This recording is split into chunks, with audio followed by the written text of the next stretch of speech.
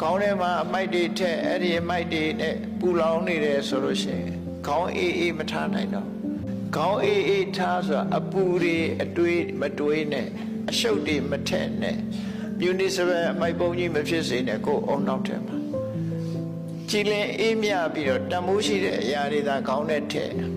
အလို့မို့ဆိုရင်အမိုက်ပုံကြီးဖြစ်သွားလိမ့်မယ်အဲ့ဒါတွေမထက်နဲ့ဝုန်းကိုတော့ချောင်းချောင်းထားခြေထောက်ကိုတော့နှွေးနှွေးလေးထားလို့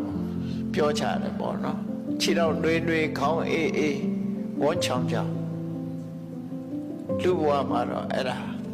ជីវတုတ်တဲ့ခြင်းအကြောင်းတွေပဲကျမ်းမာပြီးတော့ជីវတုတ်တဲ့အကြောင်းအဲ့ဒါကြောင့်ဘဝမှာစာရင်တော်ဆိုတာ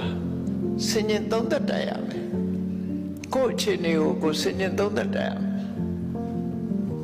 ငါလှုပ်နေတာဘာတွေနဲ့အချိန်ကုန်နေသလဲငါဘာလှုပ်တဲ့သလဲဆိုတာကိုအမြဲတမ်းစဉ္ញသုံးသက်ရမယ်ဒီတဲ့အစင်းမြင်လို့နိဗ္ဗာန်ရချင်တယ်ဆိုလို့ရှိရင်တော့ဘယ်အရာမှမမြဲဘူးဆိုတာကိုသိရစဉ္ញနဲ့